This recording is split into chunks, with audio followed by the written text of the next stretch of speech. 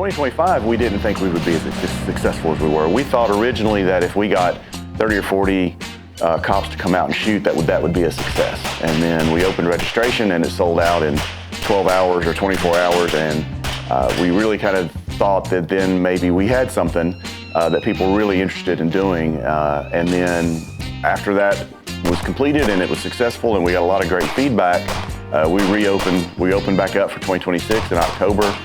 We expanded it. We turned it into a full 2-day match to allow us to get more shooters in, because last year we had a massive wait list of people that were wanting to shoot that couldn't, simply because we didn't have the capacity.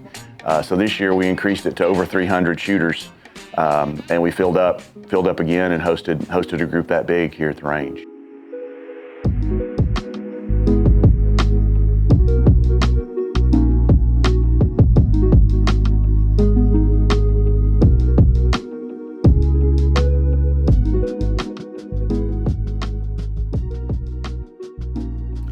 I think competitors that shoot in this event, things that they can gain from it is when they shoot this match, they get a little look outside of the training life at a police department and all that, because everything we do here is not like being on a static range at a police department.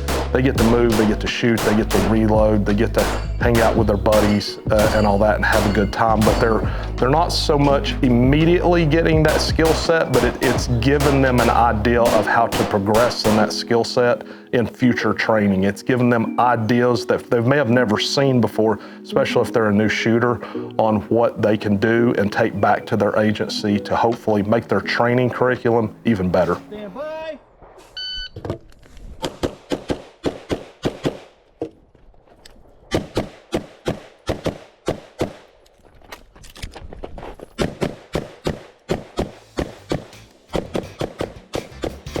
So typically in law enforcement across the nation, your training on the job is often geared towards the lowest common denominator. So you're trying to meet a standard, even though that standard, I don't want to use minimum or maximum, but that standard is set so that your maybe least skilled person could easily reach it and your most skilled person is easily surpassed it. The difference with an event like this is it doesn't matter where your skill level is currently. You get to see that there's different levels to this. There are higher standards that you can place upon yourself if you want to get better.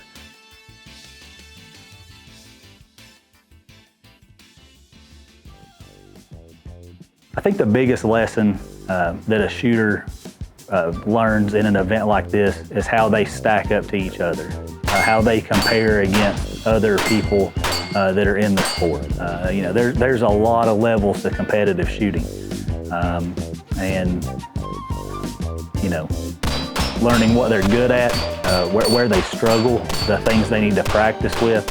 I think if somebody's really paying attention, they can come shoot a match like this, pick apart their performance, and see where they can do better. If they were having problems with shooting while moving, if they're having problems transitioning from one target to the next, they can really take, you have to use all those skills to get through a match. So I think there's a real opportunity for them to take that apart and see how they can do better. Shooter, are you ready?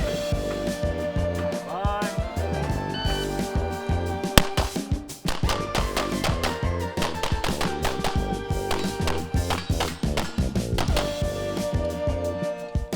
So watching some of the shooters today, the biggest thing that I've noticed, especially with new shooters, seasoned shooters, and just kind of your, I don't want to say weekend warriors, but your once a month competitors, is the overall athleticism and speed of some of these guys. We were blessed with the opportunity to have some of the top guys in the country and the world come out and shoot, Eric Shaw, Sean Griffith being a couple of those guys. And we had a bunch of first-time shooters come out as well from local surrounding law enforcement agencies, as well as agencies from Southern California to New York State. And you can really see the difference between training for the law enforcement aspect and then the competitor aspect, basically, kind of like the gamer aspect of it.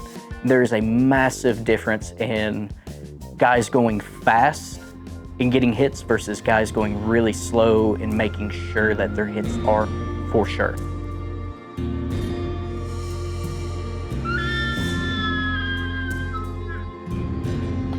So the duel was structured, the idea was kind of like a March Madness bracket. So the idea was that we would take the top 32 shooters, put them in a bracket, and let them go head to head. In the shooting sports, you don't get that head-to-head competition very much. It's a little hard with the logistics to pull that off. We have the facilities here and the capability to do that, so we built it up, and we kind of kept it a surprise. We let people know that there was a special match at the end of the match, but we definitely kept it a surprise. And Smith & Wesson came on to be a sponsor for it. As soon as they came on, we knew that we wanted to do something special. So we went to them and we asked them, hey, can you give us 5, so with 32 shooters, it's 5 rounds. Can you give us 5 pairs of new and classic Smith & Wesson pistols?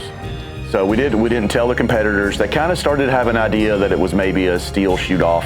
But what they didn't know is that every round they would have to use a Smith & Wesson pistol from some era. So we started with a brand new competition style pistol, and then we moved to a duty style pistol, and then we moved to a small compact carry pistol. Then we moved to a very small compact carry pistol, and then we moved to a very small compact revolver, which really threw everybody for a loop. So it was really very cool seeing shooters that are amazing with their pistols that they practice with every day, have to pick up something that they haven't ever fired before and try and compete with it. It was very cool.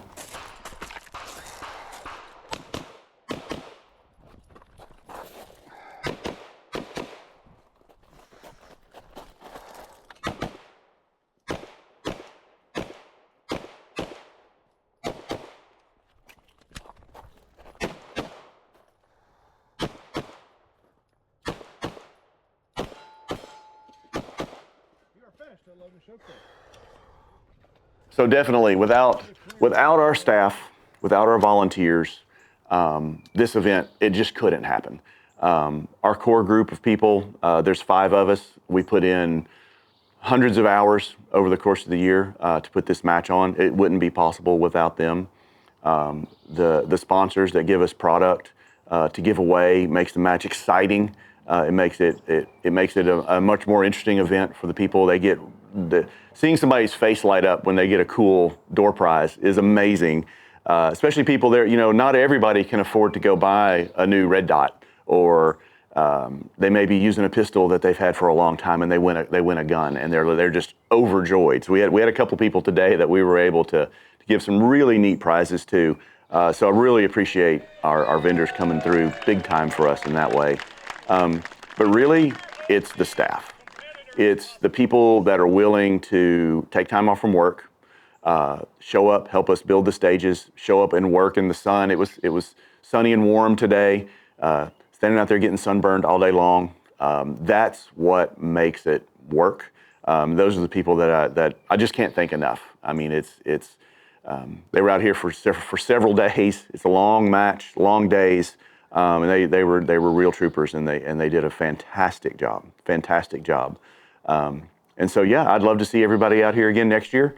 I think it's going to be bigger and better, and it's going to be a good time.